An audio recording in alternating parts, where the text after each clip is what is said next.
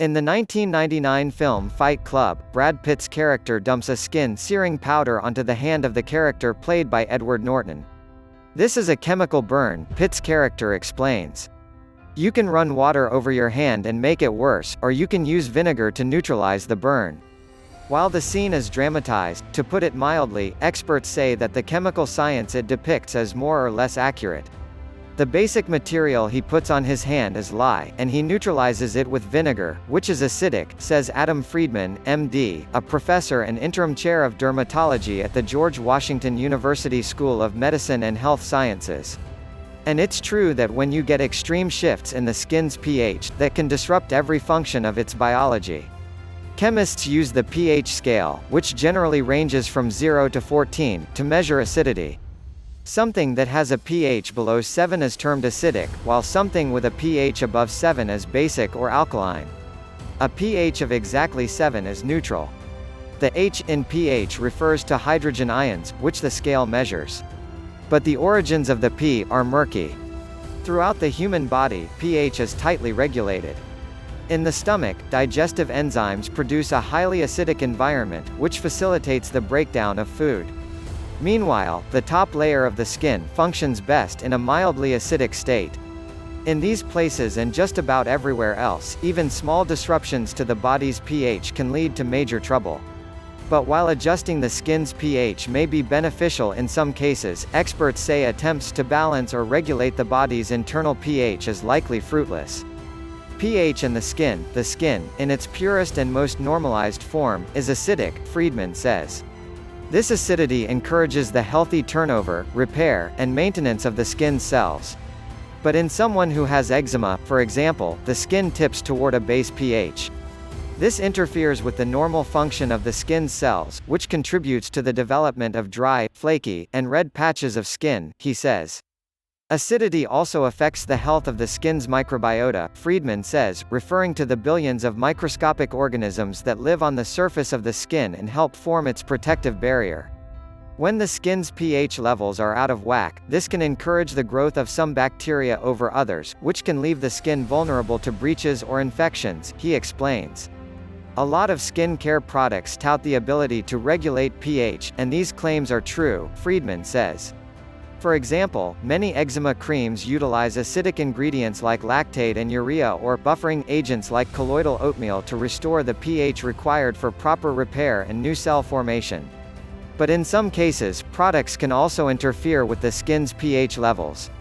Friedman says that a lot of traditional soaps are very basic and contain charged particles that break apart fats in the skin. While these attributes can help these soaps clean away dirt and grime, they can shift the skin's acid balance in ways that dry it out and cause damage. For this reason, he recommends using a soap labeled as gentle, or for sensitive skin, or one made specifically for babies or people with eczema. These are either acidic or they contain buffering agents so they don't mess with the skin's pH, Friedman says. "I have patients who come in itching all over, and just changing soap cures them." Even for those who don't have dry or sensitive skin, he says there's no downside to switching to one of these soaps. The body has very powerful mechanisms to adjust pH regardless of what you eat or drink. What you see online about pH seems like a distraction. pH and the body moving inside the body, the pH story becomes much more complicated. As a medical student, you're taught to monitor blood pH in patients in the ICU, because this can alert you to a number of problems, says Emran Mayer, MD, a gastroenterologist and co-director of the Cure, Digestive Diseases Research Center at UCLA. That's mainly because complications arising from diabetes, infection, and other serious medical issues can cause dangerous shifts in the body's pH levels. And while doctors have various methods of addressing these imbalances, there's not much evidence that eating or drinking something will have a predictable effect on any element of a person's health, according to Mayer. "I've heard about the alkaline water stuff, but it's almost never something you see in the scientific literature," he says. Some researchers, including the authors of a 2015 study in PLOS ONE, have speculated that acid-promoting or acid-reducing diets may affect the gut's microbiome. And online, there's no shortage of people making claims that low-acid or high-acid diets are able to induce health benefits, in part by influencing the diversity or well-being of the microbiome. But Mayer, who studies the microbiome and gut health, says he's aware of no evidence to back up these claims. The body has very powerful mechanisms to adjust pH regardless of what you eat or drink, he says. What you see online about pH seems like a distraction. Others agree. If you read widely on the internet, you can find people that say that alkalinizing the diet will cure every disease known to man, but the research suggests no effects whatsoever, says Tanis Fenton, a registered dietitian and adjunct professor at the University of Calgary. Fenton has published 8 research papers on dietary acid load. Based on her findings, she says that focusing on a food or diet's effect on urine pH is unhelpful, at best.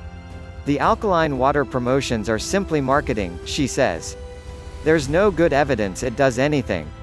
When it comes to food, Fenton says, we know that eating fiber is very good for the microbiome and that plant foods have more fiber. Compared to protein-heavy foods like meat, plant foods are also thought to produce less acid during digestion. But Fenton says a plant food's fiber and other beneficial nutrients, not its effects on dietary acid, better explain its health benefits. Focusing on diet acid load just confuses matters, she adds. And not all researchers are ready to write off acid load as a potential factor in dietary health. Some studies, including a 2015 paper in the Journal of Bone and Mineral Research, have found that supplementing older adults' diets with alkaline salts of potassium seems to neutralize dietary acid load in ways that may safeguard bones and muscles from age-related breakdown. We saw lower biochemical markers of bone resorption, which is suggestive of a lower rate of bone loss, says Bess Dawson-Hughes, MD, first author on that study and director of the Bone Metabolism Laboratory at the USDA Nutrition Research Center on Aging at Tufts University. There were also indications that we may have reduced the rate of muscle wasting, Dawson-Hughes says. But these effects were observed primarily among those who had a big dietary acid disparity to begin with, that is, people who tended to eat a lot of meat and grains and not enough fruits or vegetables. People didn't benefit more and more beyond the point at which they reached a neutral pH, Dawson-Hughes says. This was interesting because it suggests you don't want to go too far and become alkaline. Dawson-Hughes says her findings need to be validated by longer-term studies. Even if they are, the resulting advice would more or less echo the guidelines nutrition authorities are already promoting. Protein and grain intakes are at record levels, while fruit and vegetable intake is far too low, she says. We need to bring these into balance. To sum all this up, pH is important, both inside and outside the body. And using harsh pH-disrupting soaps or solutions may contribute to skin-related problems. But to date, there's little evidence to support claims that pH-centered diets or drinks can predictably improve any element of a person's health.